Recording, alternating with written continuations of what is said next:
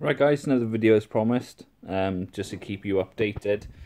I haven't started the raw Accutane yet, as I got the first 50 tablets, but I'm still waiting on the rest. It looks like it was a good plan not to start this course until I've got the full amount in my possession before I start it. It's always something to think about, guys. Availability of certain things, especially steroids and so on, can vary and it can fluctuate quite a bit. So if you're planning on doing a cycle, whether it's Accutane, whether it's steroids or enhancements or whatever, it may be worth your while just working out your exact amount of cycle that you're planning on doing, and then obtaining that full amount. So then once you come to the end of that amount, first of all, you have a very accurate idea and you know you've done your exact cycle for your length of time and start your PCT. And also that you're not going to be left and find yourself that you've missed a couple of weeks because the guy you knew, for some reason that his supply has dried up temporarily, and it can fluctuate potential problems or so on. So it's a lot better to just try and bide your time, get everything together first, and then once you have everything in the one place under your possession, then go ahead with the planning. The other topic I want to discuss is just a few issues I've been asked about in terms of certain like Facebook bodybuilders or semi-pros and so on, and I want to talk about the kind of tricks and illusions that these guys utilize to enhance their physique, especially like online. A couple of tricks a lot of these guys use is they wear weight belts. Now, they may not be training back. A lot of them discuss and say that, they feel like it helps their abdominal wall and their abdominal training and so on. But more often than not, in my personal opinion, it's to give the emphasis of such a small waist, especially when they tighten the belt. And it emphasizes the top half of them, so it does give that illusion that they've got a massive V-taper. The other thing a lot of guys do, and myself included, is wear wrist wraps. Not essential all the time. I mean, I have got quite a thin feminine bone structure, so like ideally in heavy pressing movements and so on, wrist wraps are not a bad idea. But anytime I feel like my arms are out, I tend to put wrist wraps on because it does give the illusion that your arm is bigger than what it actually is. A lot of guys will wear, like very large flamboyant watches or Fitbits or whatever, that give a similar effect outside of the gym. So you see guys like wearing weight belts and wrist wraps and so on. It gives a massive illusion that these body parts are significantly bigger than they actually are. Another good trick a lot of people do is wearing high top trainers, or like they pull their socks up quite high, so it gives the illusion that the calf tends to look a bit more proud and predominant.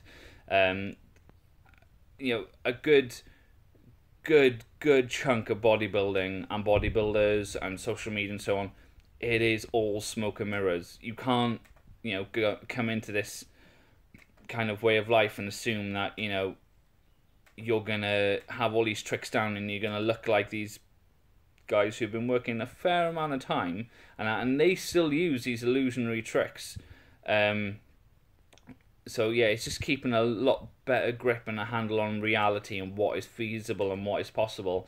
I mean, in the first year, 2 years, maybe 2.5 years, you were gonna make your best gains no matter whether you're using anything or whether you're not. After that time, your progress will slow up. Obviously, your progress will gain further momentum by using performance-enhancing drugs. Of course it will. But depending on what performance-enhancing drugs you use, as soon as you come off it, you may lose a lot of the benefits and the gains you achieved. Things like, people who take DECA. DECA's job is to recruit water into the muscle. A lot of people take DECA as not only a filler, but as like an injury prevention unit. It gives a lot of extra water to the muscle, giving it less elasticity. and kind of gives it further protection. But as it sucks in more water into the muscle to give it that protection, it also expands the muscle. So once you come off DECA, you will lose that additional water because your body's not being given the signal by that drug to do so, and then you will look a lot flatter. So yeah, it's a lot of food for thought, guys. Keep in mind that the videos and the people you follow and listen to their training programs and so on, don't buy all the way into the concept that they are like these phenomenally huge guys in real life, what they are on the camera, because a lot of the time they are slightly different when you're there face to face. Some of them may be even bigger than you ever thought possible, but there's a lot of smoke and mirrors going on. There's a lot of kind of hidden tricks within the industry, not so much in the actual grind, but in terms of just visually, especially through a two-dimensional kind of format like a video on Facebook and so on. So yeah, don't sweat the small stuff, guys. Just be the best version of yourself you can be. Don't try and emulate other people too much, because you are not that person. You are not going to achieve what that person has achieved, because A, you don't have their genetic structure, B, you haven't got a clue what they've been doing fully, and C, why do you want to be someone else? Why don't you be the best version of yourself? So it's coming to terms in reality and having a good realistic image of what is achievable for you, and chasing that goal. And then if you manage to reach that goal, then power to you. Look for the next goal. Don't think that you should stop and settle and all the rest of that, because yes, it's good to achieve a goal, but it shouldn't be the end of your journey. So always look for the small wins, guys, and they build up into a bigger kind of setup and construct.